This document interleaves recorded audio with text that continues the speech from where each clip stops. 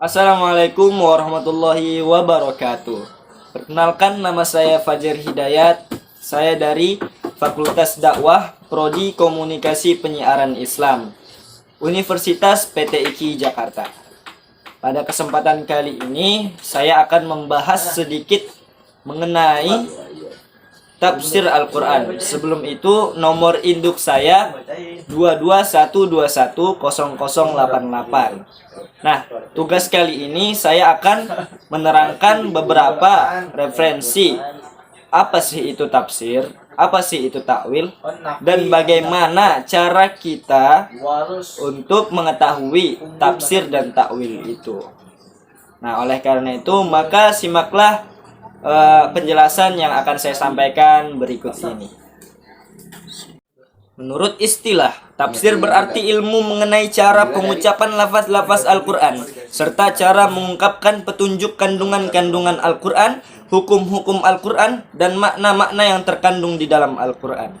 Sedangkan menurut bahasa, takwil berarti menerangkan atau menjelaskan. Tafsir adalah ilmu untuk memahami kitab Allah yang diturunkan kepada Nabi, mendalami makna hukum dan hikmah yang terkandung di dalam Al-Quran. Di dalam Al-Quran itu sendiri, kata takwil lebih mudah ditemukan dibandingkan kata tafsir. Fuad Abdul Baqi, wafat 1964 Masehi, mencatat sedikitnya ada 16 kata takwil yang tersebar di dalam Al-Quran. Surah Al-Imran, An-Nisa, Al-A'raf, Yunus, Yusuf, Al-Isra, dan Al-Kahfi. Sedangkan kata tafsir hanya disebutkan satu kali saja dalam surat Al-Furqan. A'udzu billahi minasy syaithanir rajim. Wala ya'tunaka bimathalin illa ji'naka bil haqqi wa ahsana tafsira. Yang artinya, dan mereka orang-orang kafir itu tidak datang kepadamu untuk membawa sesuatu yang aneh, melainkan kami mendatangkan kepadamu yang benar dan penjelasan yang paling baik.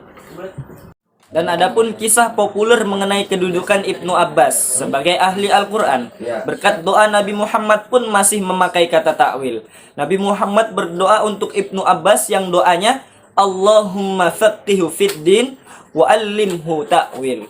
Yang artinya, ya Allah, jadikanlah ia paham agama dan ajarkanlah kepadanya takwil.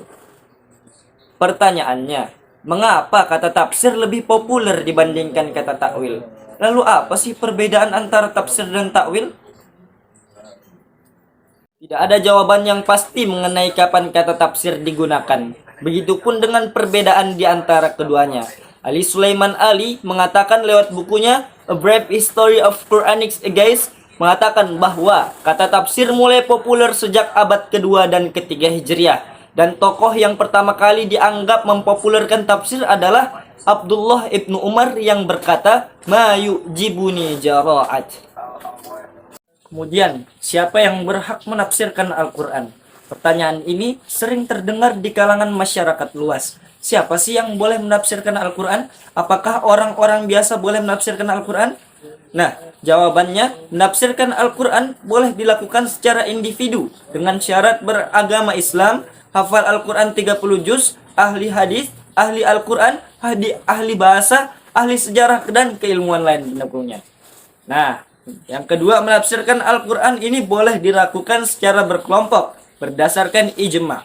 Seperti apa? Seperti lembaga fatwa atau organisasi keagamaan dengan cara mendatangkan para pakar ahli seperti ahli Al-Quran, ahli hadis, ahli balaghah, ahli sejarah, serta ahli keilmuan lainnya. Dan Ibnu Katsir mengatakan, apabila seseorang menafsirkan Al-Quran dengan logika semata, maka hukumnya adalah haram. Bahkan Nabi pun juga bersabda, barang siapa yang berkata tentang Al-Quran dengan logikanya semata, maka tempatilah tempat duduknya di neraka. Hadis riwayat Tirmidzi nomor 251, dan Tirmidzi mengatakan bahwa hadis ini adalah hasan. Adapun hikmah dalam mempelajari tafsir dan takwil ini ada beberapa ya teman-teman. Yang pertama, apabila kita mempelajari tafsir dan takwil, yang pertama ini memperjelas makna Al-Quran. Dan yang kedua, mempermudah memahami isi Al-Quran. Dan yang ketiga, lebih teliti dalam mengartikan Al-Quran. Karena kenapa teman-teman? Karena ketika kita mengartikan Al-Quran, kita tidak boleh sembarangan. Dan tidak boleh asal-asalan dalam mengartikan Al-Quran. Karena Al-Quran bukanlah bacaan yang biasa kita baca. Bukanlah bacaan sembarangan. Jadi kita tidak boleh mengartikan dan mengamalkan Al-Quran secara sembarangan.